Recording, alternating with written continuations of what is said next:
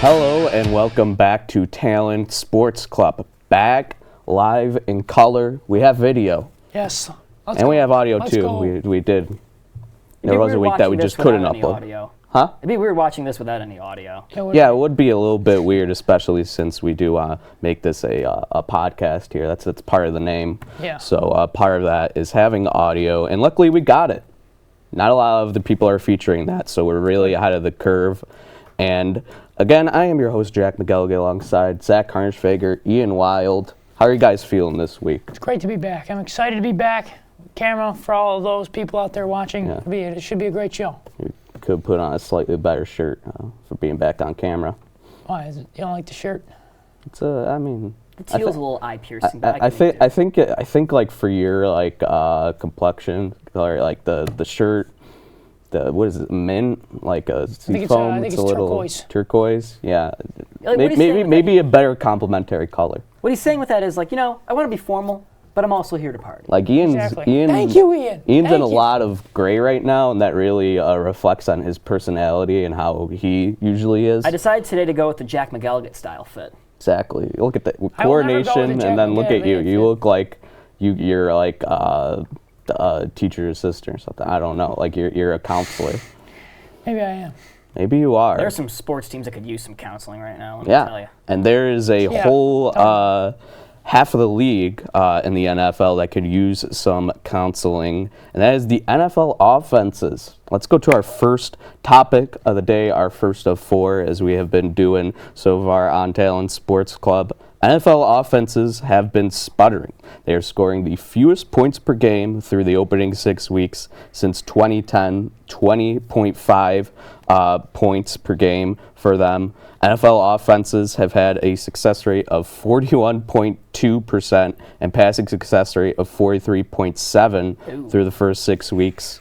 Both are the third lowest rates in their category since 2000 and the lowest in a decade. Wow. So, guys, I mean, what do you make of this? Is it defenses adjusting? Is it offenses and coordinators maybe struggling a little bit? I think it's a mix of both. Yeah, I think on one hand, you got defenses finally catching up to this new wave of NFL offense, which I would argue started probably around 2018 with Patrick Mahomes coming into the league. And a lot of quarterbacks that play a similar style to him, like Josh Allen or Justin Herbert, even to extent Joe Burrow or Tua Tagovailoa. And these big play offenses had become the name of the game. And I think we saw this beginning last year of defenses starting to kind of bridge the gap and figure out how to get these offenses on their heels and make them overthink certain plays. I think the offenses are kind of getting in their own way with a decent amount of overthinking, analytics taking over. Like, I think the key example is a guy like Brandon Staley going for on fourth down all the time in his own territory, and it just backfires more often than not, even if the supposed analytical success rate is high.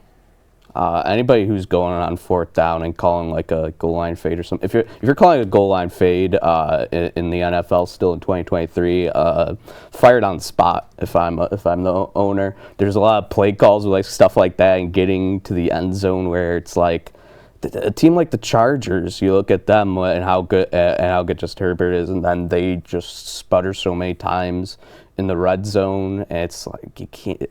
It seems like just teams are struggling. The Giants, they blew that game against the Bills. Holding call should have probably been called on that last one, but still, they blew it because they had a lot of chances. Won't be able to blow it this week because that's and also that's overthinking a bit ago now. In the red zone again, like not just like Tyrod Taylor on the goal line, audibles to a run play, not knowing how many timeouts they had. Yeah. Tyrod, not very good situational awareness. He was not the problem. He was not the problem, but that was definitely a big mental lapse that certainly played a part later in the game because the Giants had to go to the end zone at the very end rather than just kick a field goal for the win.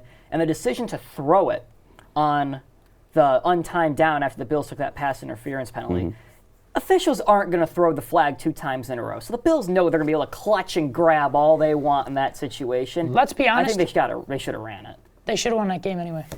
Oh, yeah. The Bills got very lucky. Oh, well, now very lucky. Bills should be embarrassed after that game. Yeah, it felt like a loss. Should be embarrassed. 4-2, survive in advance. But defenses in the NFL, I think, do play a big part. You're seeing a lot of zone coverage with a lot of blitzing and getting to the quarterback where it's soft zone, where quarterbacks are going to have to think a lot more because you can kind of hide people out there, create more problems when you got linebackers and DBs just lurking, interceptions being up. But man coverage has dropped significantly from 28.3% usage in 2019 to 18% in 2023.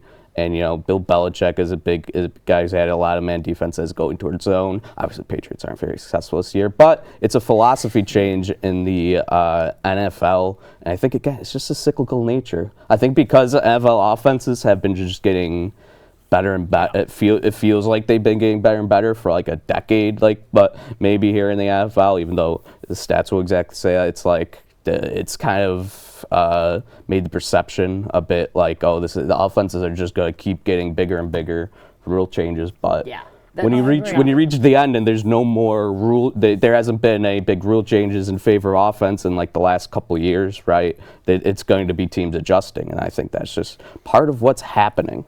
Yeah. At the same time, it's not like cyclical to the point where it's going to go back to what it was in 2000. No. Like that's never going to happen again with the way the NFL is structured now toward entertainment. That ain't gonna happen. If defenses get that good again, they're gonna put some rule changes in to fix it and get scoring back up. Yeah. What do you think, Zach? Yeah, I mean, like the defenses have been dominant this year, and you mentioned the offenses have been struggling. Although if you're in San Francisco, that offense certainly doesn't seem to be struggling. That whole team is really good. But back to the point. Well, we're seeing it in a league with defenses kind of coming back, offenses starting to struggle. We have a team that's on pace to have the best offensive season in NFL history right now, the Miami Dolphins. So there are exceptions to this rule. And I think another thing that plays into it too is you got a lot of rookie quarterbacks. I think that happens too. Richardson, unfortunately, he was injured. We'll get to that soon. And you got C.J. Stroud, who he's balling out for Houston. He looks really good. So I think that could also play into it. Young quarterbacks, new players, or rookies. Well-coached teams can feast on those quarterbacks when they're not fully prepared. Right, and young guys too, young rookies. I think that has a lot of something to do with it too. So.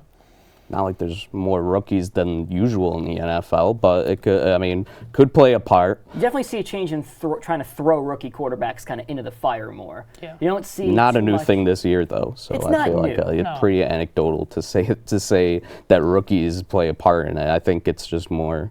Again, like the defenses are adjusting because the passing game has plateaued a bit because they kind of maxed it out.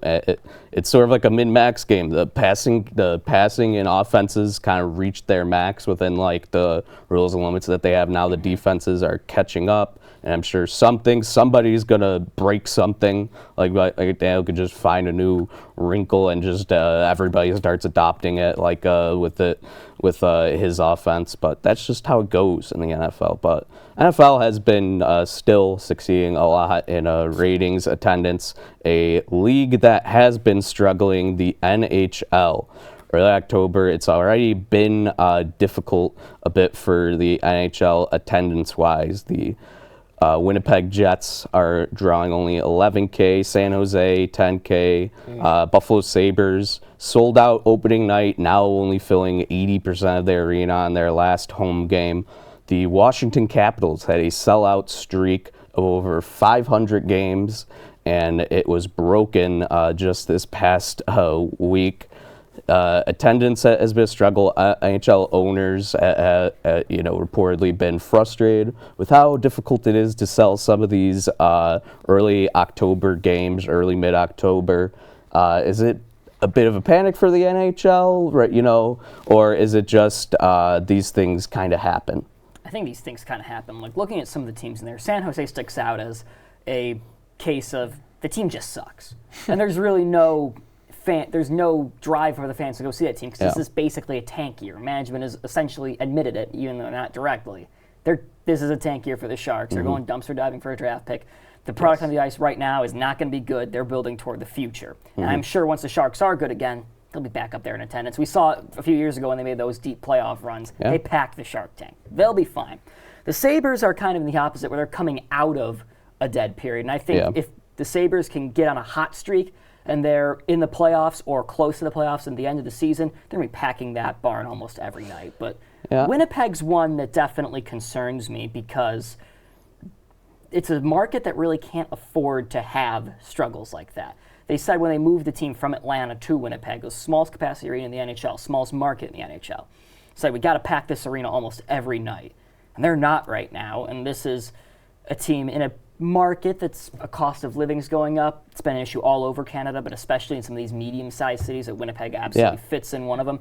Prices for tickets haven't gone down, and fans a lot of times, even if they want to go to games, just can't afford to. Yeah, and like you said, the San Jose Sharks are a team that there's no hope. There's nothing. Yeah. The Winnipeg Jets, No hope. I mean, maybe similar if you look at a bigger scale, but they are not a hopeless NHL team. There's stuff that there's entertainment value there, and when you Winnipeg was sold as like this is the dedicated hockey town. They were robbed of their team. They will just be excited and fill that arena every night. But now you're over a decade later, and the 10 struggling, team source struggling. It just sort of speaks for the NHL. The ratings are MLB ratings and attendance are up big this year. Yeah, the MLB had this problem a few years ago, but now it seems they made adjustments. Yeah, I mean now with the time limits too on these based on the games, time limits, the attendance has gone up with that too. So. I think it's with the NHL, I don't think it's an entertainment issue, because baseball, obviously, there are some issues that were driving casual fans away from the game, like the game's taking forever, and they've addressed that, and attendance goes up. With the NHL, I don't think it's an entertainment issue. If you watch their ads during games, they market it as, this is the next golden era. And on the ice, they kind of have a point. Like, I think the on-ice talent right now across the whole league might be the best it's ever been, but we're not seeing a reflection of that in TV ratings and attendance. Yeah.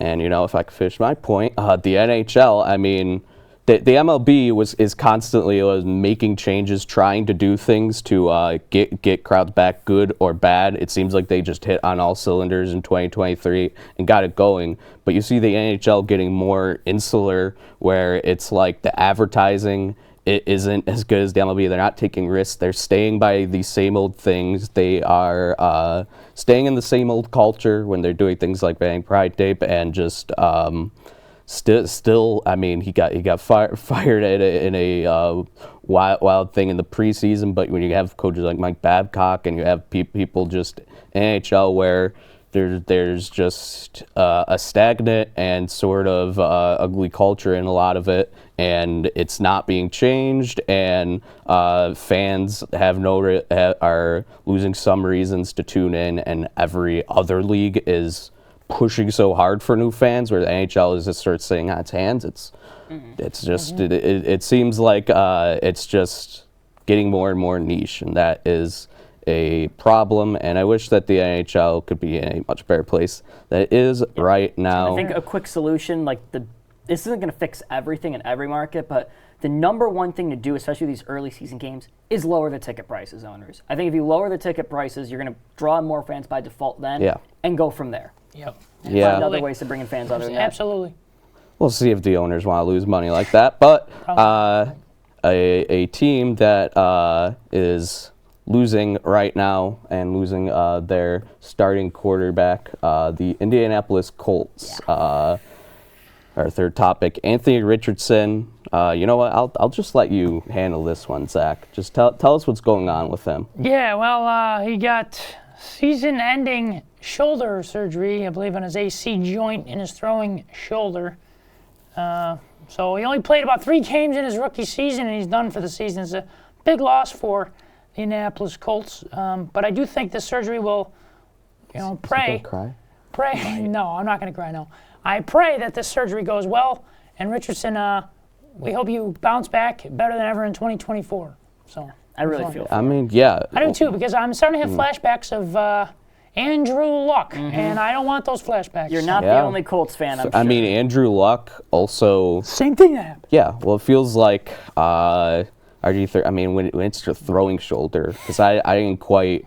I knew what the injury was, but when you just said that right now, like on his throwing shoulder, 3 games into his career, that's the type of stuff that can hurt you and make you a completely different quarterback when you come back. And you're 3 games in, it's like if he doesn't have the arm strength or something goes wrong, Joe Burrow, he ended up getting injured. I believe it was his ACL. He ended up going down early in his rookie season. I think it was 6 games in there, maybe later. I think it was it was around the halfway point. But he came back, and obviously things have worked out. Richardson, the explosiveness was there, playmaking was there, where he looked exciting. It's not enough to say that he's going to be a franchise quarterback, but it's enough to say we're willing to give him another season, and it's not like the Colts are gonna really have a choice. But now, I mean. It's a bit of a what do we do here? The Colts now have to be led by Gardner Minshew, who I would say one of the best backup QBs in the NFL. Absolutely. Played terribly last week against Jacksonville, but like no backup. Yeah, nobody who's like on that level. Like he's like the best backup that's still going to be inconsistent, but it can't be consistent enough to get you 6-7 wins, and you wonder what are the Colts doing here? I think he can. Honestly, I think he's the type of quarterback. He'll do. He's not afraid to run. Like Richardson. I mean, he's obviously not as fast as Richardson, but he's not afraid to take off and run when he needs to. And he's a man with no fear. Correct. Yeah, which can be a good thing and a bad thing the way you look at it. But he's willing to take chances, willing to throw the deep ball, and. I definitely think the Colts can ride. Obviously, they're not going to make the playoffs, let's be honest. But I do think that Minshew can lead him to, 6-7 wins this year. And then as Colts fan, being a Colts fan, I'd be happy with that. So, because the defense, we got a really good, the Colts have a really good defense. Zaire Franklin's playing very well. Kenny Moore, he's a beast. Darius Leonard, great player, Yeah, there's good players on the Colts. I mean, you wonder... the 6-7 wins could maybe hurt them more than help them. True. Because you want to go after draft. But there's going to be a lot of good players in the first half of that draft. I think that the Colts, there's more hope than you had at the end of last season than there is right now. Just because you're looking towards the future. It's not exactly like you were. Expecting to be a playoff team this year. Just hopefully Richardson's able to come back and be close to 100%. Absolutely. He's got to learn to slide. Won't get banged up as much. But the Colts... So, go ahead. Okay. So the Colts, we came into the season expecting to be one of the worst teams in the league. Like you said, they're not going to make the playoffs, but they sure look a hell of a lot better than teams like New England and Denver in the AFC. Oh, gosh. Richardson, you have a lot more faith in him than you do the Pats QB situation. Yeah. Shane Steichen's doing a pretty damn good job, I'll say. Yeah. I think they have, at the very least, we're still not sure if they found their franchise QB. They might have. Still have to wait to see them play full season. I think they got their coach, though. Absolutely. He's done a great job so far. Yeah. We'll just have to see how it plays out. It should be an interesting season for Indianapolis. At least there's some light at the end of the tunnel now. Yes. Thank goodness. For the last topic here, I'm going to tie it into a brand new segment we debuted last week on our audio episode. You blew it. You blew it. And you blew it. You blew it. You blew it. You. Well, not you, but they blew it. Good clarification, Zach. But already I'm going to throw the concept on its head. It's supposed to be teams who blew it this week, but going to be a bit different. I want to talk about the New Orleans Saints, who did sort of blow a game last week, but didn't have a lead. They are this week lost to the Jaguars 31-24 and are down to 3-4. But I want to talk about something else that they are blowing, which is their money. The New Orleans Saints, if the Saints cut every player on their roster in 2024 that had a positive salary cap savings, they would create just $15.37 million in cap room. They're currently around $85 million over the cap. Their biggest cap hits, Cameron Jordan, Michael Thomas, Marshawn Lattimore, Alvin Kamara. Derek Carr is going to be up there as well. They're still paying Jameis Winston a little bit. Taysom Hill still has that weird contract that he got. It's players that are not going to contribute to your future, and you're not and you're barely maybe a playoff team right now. Your hope is the sixth wild card. Your hope is the fifth, sixth wild card, or that your division is so bad that you're just going to get in by default. If they were in any other division, they'd be so screwed. But it's been for like 2-3 years now where the Saints have just been. They've buried themselves in this cap space. It's going to be a long, ugly rebuild after those players start retiring, washing up, getting cut. Derek Carr is not enough to save this team. I think Derek Carr's fine QB. He's good. He's a starting QB that could get you 10, 11 wins on the best of situations, but can't win you the Super Bowl probably unless he's on a situation like Rams, San Francisco. You know, they won their Super Bowls. Miami. I mean, maybe. But it's just they've been blowing their money, and now they're certainly going to face the consequences soon. I think this season, like I said, they're going to be a team that's sticking around in the playoff hunt because of the NFC and just how that is, and NFC South, how bad that is. But it's going to be a bumpy ride for the New Orleans Saints in the coming years. And another bumpy ride here is our second segment. Out of these last three, Ian's Wild Minute debuted last week. Unfiltered, uncensored. It's time for Ian's Wild Minute. Ian's Wild Minute starts now. Buffalo sports fans, we need to calm down, okay? I've been seeing so much this week about how Devin Levi's not a starting goaltender. The Sabres are going to underachieve horrifically again. Same old Sabres. We're 4 games into the season. Got a big win against a divisional opponent in Tampa Bay. And sure, there's been some struggles. But 2 of the losses are by 1 goal. And you're still a very young team, guys. Calm down. There's prospects still coming up. There's some new pieces that are still trying to come into play. We're only 4 games into the season.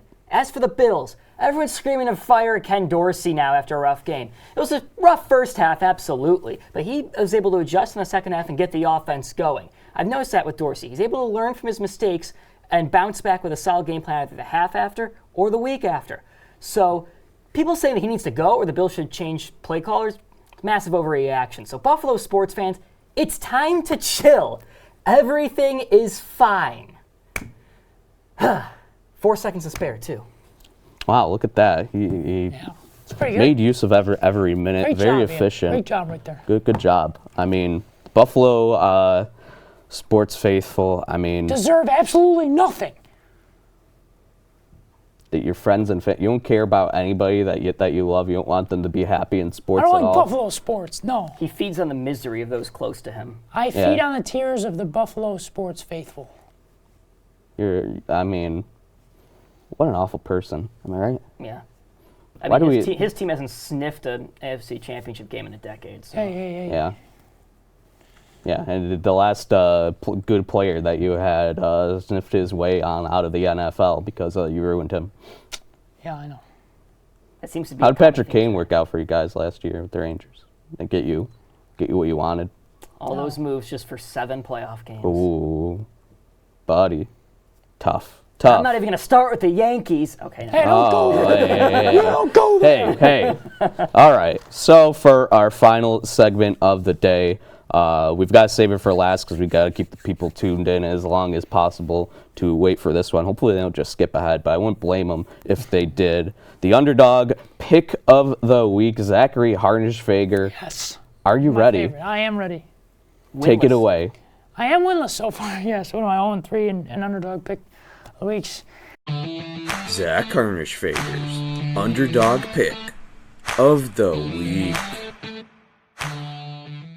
So this one, I don't know if you guys will like this one, but I'm going to go with, I got the Giants beating the Commanders this week. Oh, bye. Okay. 1-5 Giants beating the Washington Commanders. So, yeah, I got it. That's an NFC East game if I've ever heard it. Yeah. Oh, yeah. I know the Giants have had their struggles. We've seen it. Their offensive line is bad. But you know what? That Commanders team, they're kind of middle of the pack, too. Sam Howell's been playing up and down. Defense has been up and down. in divisional games, they can go any way, right? We've seen that before. It's a divisional game. You never know. So, but yeah, give me the Giants over the Commanders this week. Giants definitely showed some good things against the Bills, especially on defense. Yeah. Their defense looked pretty solid. I think the Bills aren't blameless in that, but when you hold that offense down, Jaguars and Giants in back-to-back weeks, I mean, it's a big deal. And the Giants, they have like good players. Like, they were a playoff team last year, and the roster isn't that largely changed. They were lucky to be a playoff team last year. I think that they aren't a 1-in-5 talent team. No, not at all. So I could see, there's a lot of injuries, but the players that they have, I could see them stepping up. You know what, Zach? I like the pick again, but then again, hoping for a win. We've liked it usually, and it doesn't work out. Yeah, so you're finally get you're 0-3, including the episode we could not air due to the technical difficulties. So looking for that first win. I am. Feeling good about it. Yeah. Well, feelings only matter so much. We'll see what the facts have to say. You know what's giving see me what the stats. You know what's giving me a really good feeling right now? What? Bubba Wallace's paint scheme for this week for the NASCAR race at Homestead, Miami. He's running a Grimace car. Grimace? He's got Grimace on the hood. How do you feel about it's Grimace? Awesome. Zach? Grimace. I love Grimace. We love Grimace. We all here. love Grimace. Non-sponsored because McDonald's doesn't want to pay us, especially with the people Ian associates with. So, I mean, another great episode this week. I'm glad we could cap it off with some Grimace talk. Let me just end it off by saying, Saints, you blew it. Okay, we're really targeting the Saints this week. Yeah, I'm glad the Aints. More like the Aints, am I right? Oh, got him. He's still mad about losing that Super Bowl. That's true, man. Drew Brees really made Peyton Manning look like a fraud. Am I right? Just like we make Zach look like a fraud this week. Oh, well, okay. We love you, Zach. We love you. It's okay. And the fans love him. And hopefully you love this week here on Talon Sports Club. I'll wrap it up right now. I am your host, as always, Jack McElligott, for Zach Harnischfager, Ian Wild. We'll see you next week. Live in color again. No more audio.